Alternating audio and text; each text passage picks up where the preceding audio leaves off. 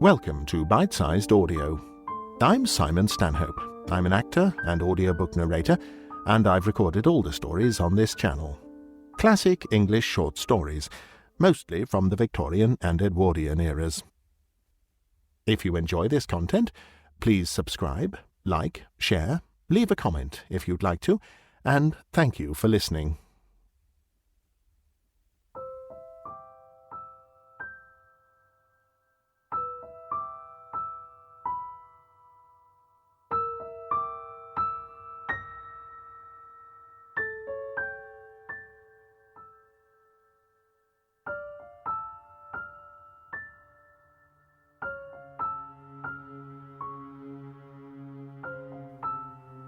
The Sundial by R.H. Malden. Read by Simon Stanhope. The following story came into my hands by pure chance. I had wandered into a second-hand bookshop in the neighbourhood of the Charing Cross Road, and was about to leave it empty-handed. On a shelf near the door, my eye fell upon a copy of Hackett's Scrinia Reserata, solidly bound in leather, which I thought well worth the few shillings which the proprietor was willing to accept for it. It is not an easy book to come by, and is of real value to anyone who wants to understand certain aspects of English church history during the first half of the 17th century. When I opened the book at home, a thickish wad of paper fell out. It proved to consist of several sheets of foolscap covered with writing. I have reproduced the contents word for word. From the look of the paper, I judged that it had been there for at least 30 years. The author had not signed it, and there was nothing to indicate to whom the book had belonged. I think I could make a guess at the neighbourhood to which the story relates, and if I am right, it should not be difficult to identify the house and discover the name of the tenant. But as he seems to have wished to remain anonymous, he shall do so, as far as I am concerned.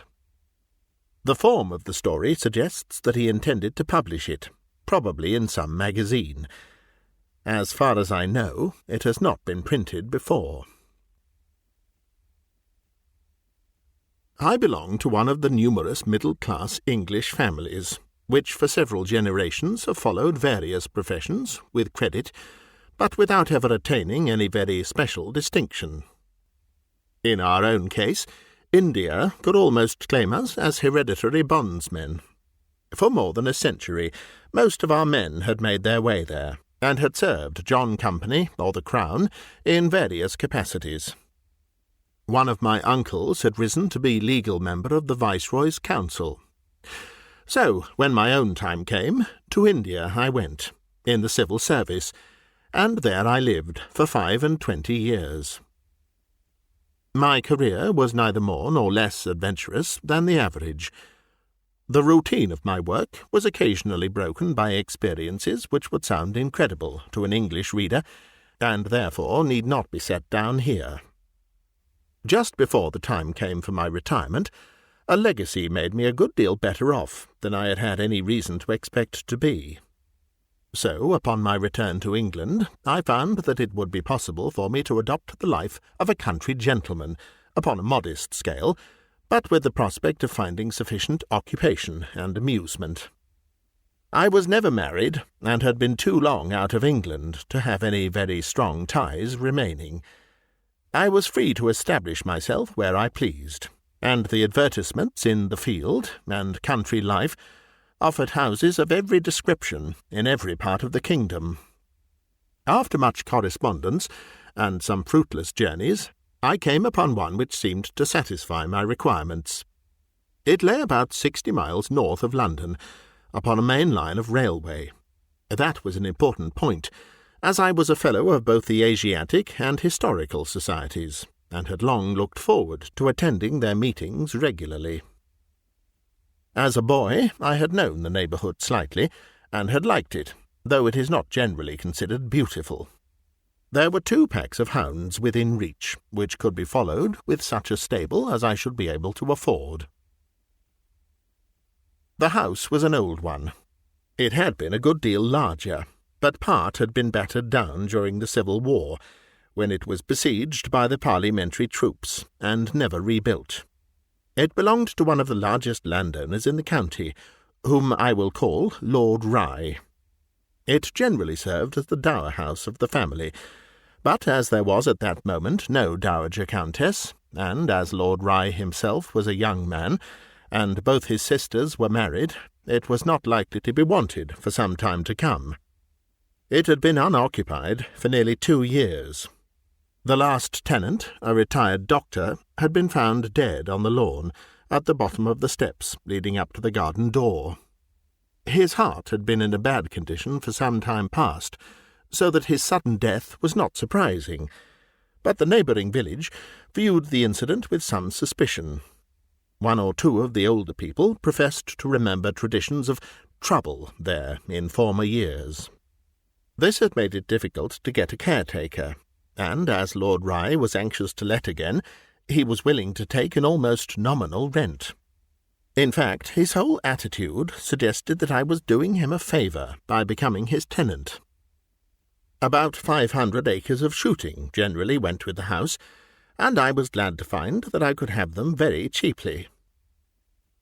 I moved in at midsummer, and each day made me more and more pleased with my new surroundings. After my years in India, the garden was a particular source of delight to me, but I will not describe it more minutely than is necessary to make what follows intelligible. Behind the house was a good-sized lawn, flanked by shrubbery. On the far side, parallel with the house, ran a splendid yew hedge, nearly 15 feet high and very thick.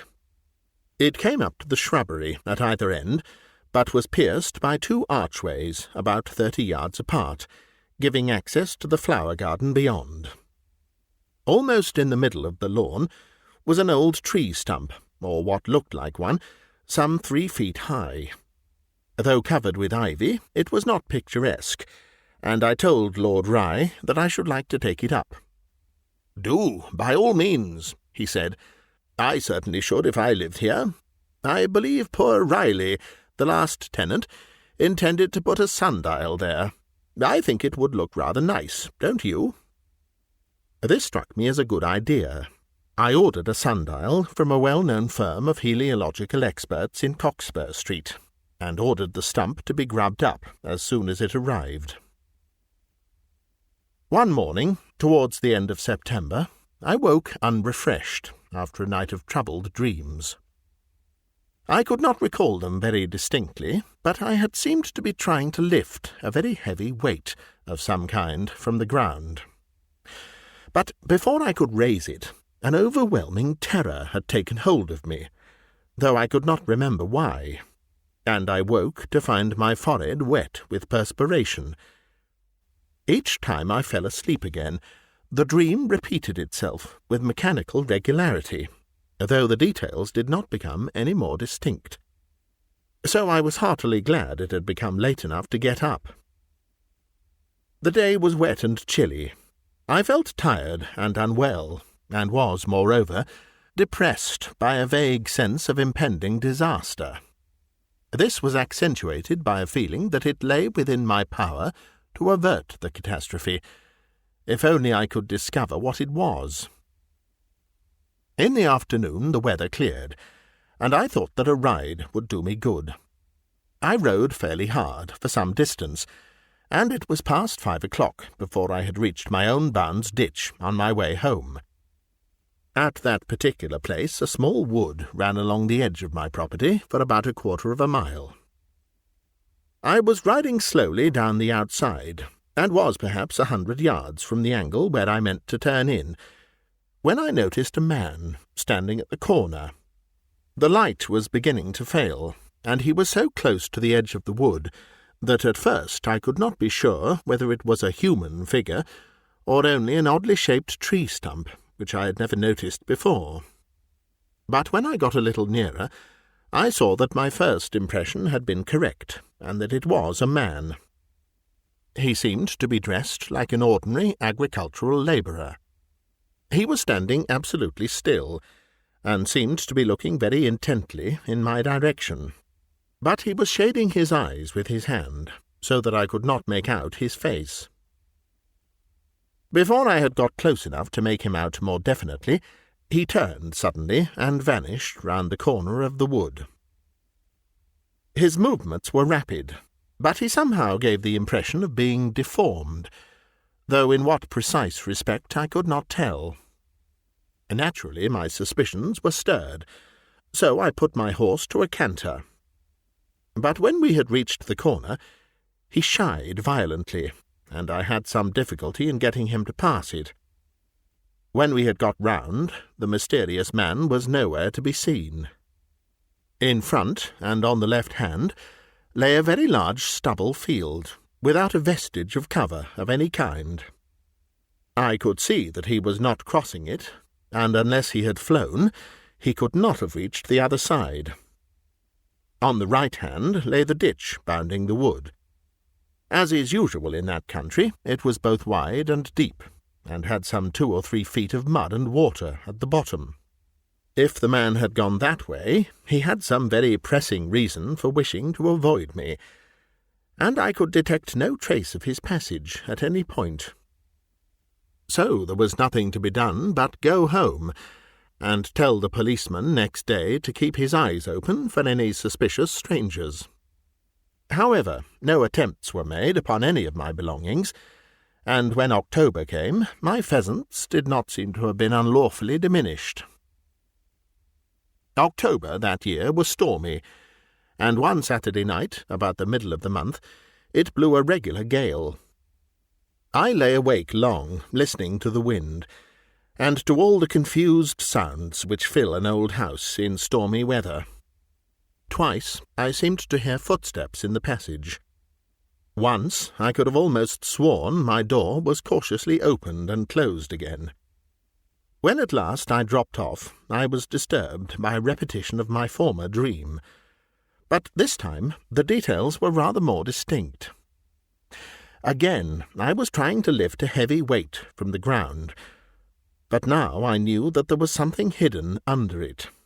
What the concealed object might be, I could not tell, but as I worked to bring it to light, a feeling began to creep over me that I did not want to see it. This soon deepened into horror at the bare idea of seeing it, though I had still no notion what manner of thing it might be. Yet I could not abandon my task. So presently I found myself in the position of working hard to accomplish what I would have given the world to have left undone. At this point I woke, to find myself shaking with fright, and repeating aloud the apparently meaningless sentence, "If you'll pull, I'll push." I did not sleep for the rest of that night. Beside the noise of the storm, the prospect of a repetition of that dream was quite enough to keep me awake. To add to my discomfort, a verse from Ecclesiastes ran in my head with dismal persistence. "But if a man live many years, and rejoice in them all, yet let him remember the days of darkness, for they shall be many." Days of darkness seemed to be coming upon me now, and my mind was filled with vague alarm. The next day was fine, and after church I thought I would see how my fruit trees had fared during the night. The kitchen garden was enclosed by a high brick wall. On the side nearest the house there were 2 doors, which were always kept locked on Sunday. In the wall opposite was a trapdoor, about 3 feet square, giving on to a rather untidy piece of ground, partly orchard and partly waste. When I had unlocked the door, I saw, standing by the opposite wall, the figure which I had seen at the corner of the wood. His neck was abnormally long, and so malformed that his head lolled sideways onto his right shoulder in a disgusting and almost inhuman fashion. He was bent almost double, and I think he was misshapen in some other respect as well. but of that I could not be certain. He raised his hand with what seemed to be a threatening gesture, then turned and slipped through the trapdoor with remarkable quickness. I was after him immediately, but on reaching the opposite wall received a shock which stopped me like a physical blow. The trapdoor was shut and bolted on the inside. I tried to persuade myself that a violent slam might make the bolts shoot, but I knew that that was really impossible. I had to choose between two explanations. Either my visitor was a complete hallucination, or else he possessed the unusual power of being able to bolt a door upon the side on which he himself was not. The latter was, upon the whole, the more comforting, and, in view of some of my Indian experiences, the more probable supposition. After a little hesitation, I opened the trap, and, as there was nothing to be seen, got through it and went up to the top of the orchard, where the kennels lay. But neither of my dogs would follow the scent. When brought to the spot where his feet must have touched the ground, they whined and showed every symptom of alarm. When I let go of their collars, they hurried home in a way which showed plainly what they thought of the matter. This seemed to dispose of the idea of hallucination, and, as before, there was nothing else to be done but await developments as patiently as I could. For the next fortnight, nothing remarkable took place. I had my usual health, and as near an approach to my usual spirits as could reasonably be expected. I had visitors for part of the time, but no one to whom I should have cared to confide the story at this stage. I was not molested further by day, and my dreams, though varied, were not alarming. On the morning of the 31st, I received a letter announcing that my Sundial had been dispatched, and it duly arrived in the course of the afternoon. It was heavy, so by the time we had got it out of the railway van and onto the lawn, it was too late to place it in position that day. The men departed to drink my health, and I turned towards the house. Just as I reached the door, I paused. A sensation, familiar to all men who are much alone, had come over me, and I felt as if I were being watched from behind. Usually the feeling can be dispelled by turning round. I did so, but on this occasion the sense that I was not alone merely increased. Of course the lawn was deserted, but I stood looking across it for a few moments, telling myself that I must not let my nerves play me tricks. Then I saw a face detach itself slowly from the darkness of the hedge at one side of the left-hand arch. For a few seconds it hung, horribly poised, in the middle of the opening, like a mask suspended by an invisible thread. Then the body to which it belonged slid into the clear space, and I saw my acquaintance of the wood and kitchen garden, this time sharply outlined against a saffron sky. There could be no mistaking his bowed form and distorted neck, but now his appearance was made additionally abominable by his expression. The yellow sunset light seemed to stream all round him, and showed me features convulsed with fury. He gnashed his teeth and clawed the air with both hands. I have never seen such a picture of impotent rage. It was more by instinct than by any deliberate courage that I ran straight across the lawn towards him. He was gone in a flash, and when I came through the archway where he had stood, he was hurrying down the side of the hedge towards the other. He moved with an odd, shuffling gait, and I made sure that I should soon overtake him. But to my surprise, I found that I did not gain much.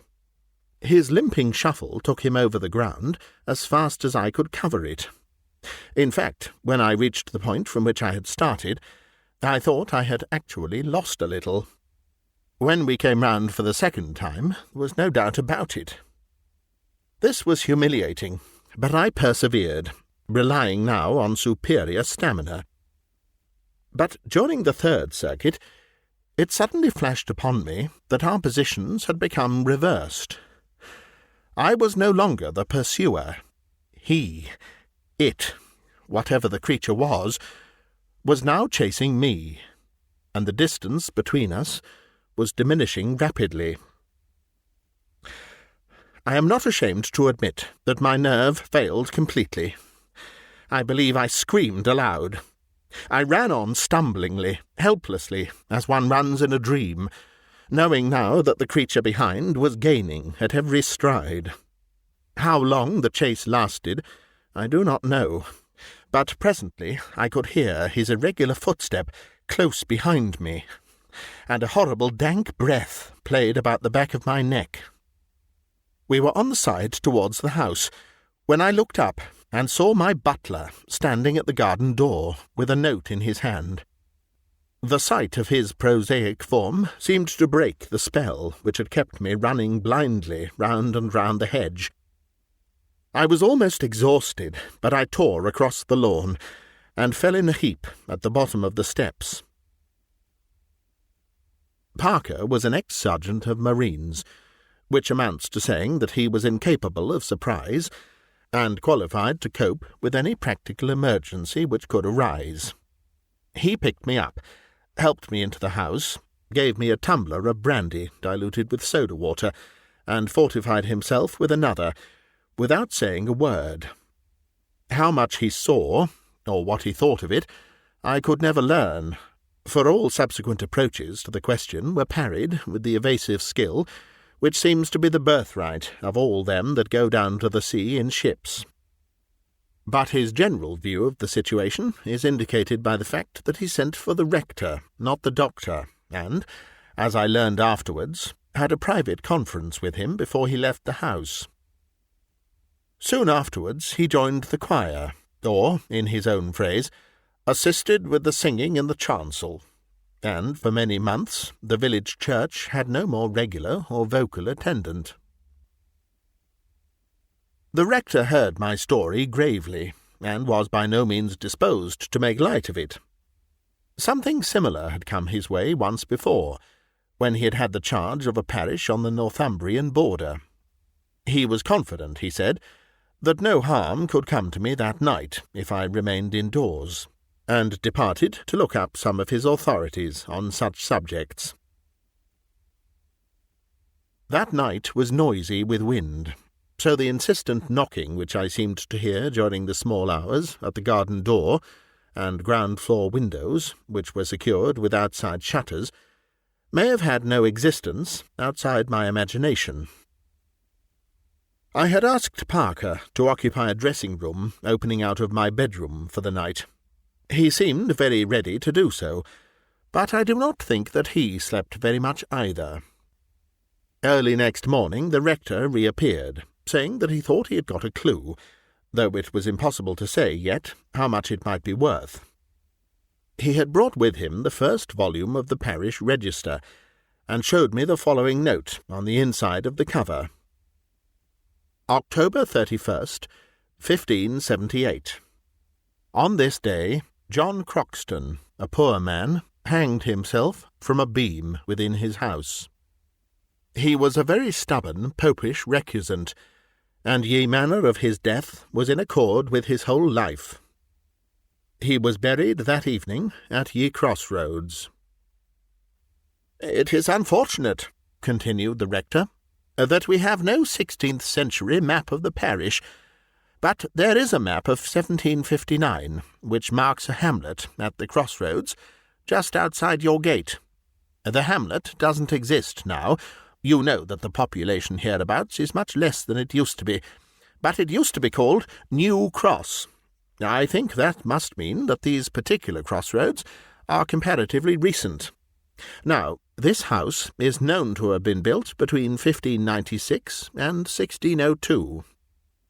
The straight way from Farley to Abbotsholme would lie nearly across its site. I think, therefore, that the Elizabethan Lord Rye diverted the old road when he laid out his grounds. That would also account for the loop which the present road makes." Here he traced its course with his finger on the map which he had brought. "Now, I strongly suspect that your visitor was Mr. Croxton, and that he is buried somewhere in your grounds. If we could find the place, I think we could keep him quiet for the future. But I am afraid that there is nothing to guide us." At this point Parker came in. "Beg your pardon, sir, but Hardman is wishful to speak to you. About that there bollard on the quarter-deck, sir. Stump on the lawn, I should have said, sir. What you told him to put over the side." We went out and found Hardman and the boy looking at a large hole in the lawn. By the side of it lay what we had taken for a tree stump, but it had never struck root there. It was a very solid wooden stake, some 9 feet in length overall, with a sharp point. It had been driven some 6 feet into the ground, passing through a layer of rubble about 3 feet from the surface. At the bottom the hole widened, forming a large and plainly artificial cavity. The earth here looked as if it had been recently disturbed, but the condition of the stake showed that that was impossible. It was obvious to both of us that we had come upon Mr. Croxton's grave at the original crossroads, and that what had appeared to be a natural stump was really the stake which had been driven through it to keep him there. We did not, of course, take the gardeners into our confidence, but told them to leave the place for the present, as it might contain some interesting antiques, presumably Roman, which we would get out carefully with our own hands. We soon enlarged the shaft sufficiently to explore the cavity at the bottom. We had naturally expected to find a skeleton, or something of the sort, there, but we were disappointed. We could not discover the slightest vestige of bones or body, or of any dust, except that of natural soil. Once, while we were working, we were startled by a harsh sound, like the cry of a nightjar, apparently very close at hand. But whatever it was passed away very quickly, as if the creature which had made it was on the wing, and it was not repeated. By the rector's advice we went to the churchyard, and brought away sufficient consecrated earth to fill up the cavity. The shaft was filled up, and the sundial securely planted on top of it. The pious mottos with which it was adorned, according to custom, assumed for the first time a practical significance. "It not infrequently happens," said the rector, "that those who for any reason have not received full Christian burial are unable or unwilling to remain quiet in their graves, particularly if the interment has been at all carelessly carried out in the first instance. They seem to be particularly active on or about the anniversary of their death in any year. The range of their activities is varied, and it would be difficult to define the nature of the power which animates them, or the source from which it is derived. But I incline to think that it is less their own personality than some force inherent in the earth itself, of which they become the vehicle. With the exception of vampires, who are altogether sui generis and virtually unknown in this country, they can seldom do much direct physical harm. They operate indirectly by terrifying, but are commonly compelled to stop there. But it is always necessary for them to have free access to their graves. If that is obstructed in any way, their power seems to lapse. That is why I think that their vitality is in some way bred of the earth, and I am sure that you won't be troubled with any more visits now. Our friend was afraid that your sundial would interfere with his convenience, and I think he was trying to frighten you into leaving the house. Of course, if your heart had been weak, he might have disposed of you as he did of your unfortunate predecessor. His projection of himself into your dreams was part of his general plan. I incline to think, however, that it was an error of judgment, as it might have put you on your guard. But I very much doubt whether he could have inflicted any physical injury on you if he had caught you yesterday afternoon." Said I. "You might be right there, but I am very glad that I shall never know." Next day Parker asked for leave to go to London.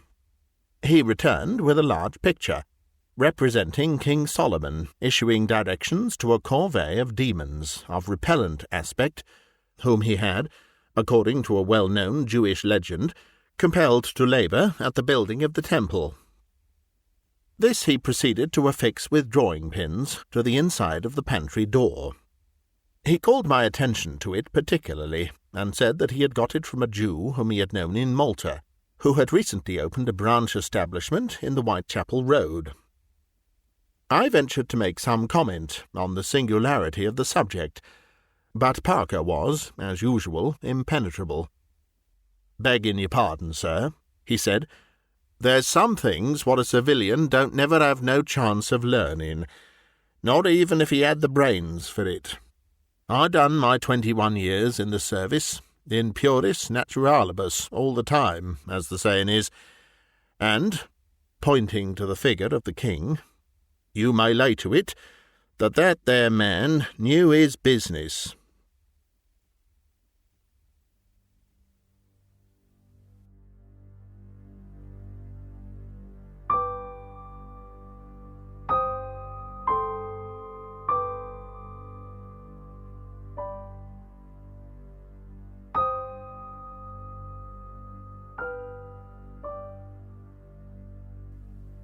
You've been listening to a bite-sized audiobook, read by me, Simon Stanhope.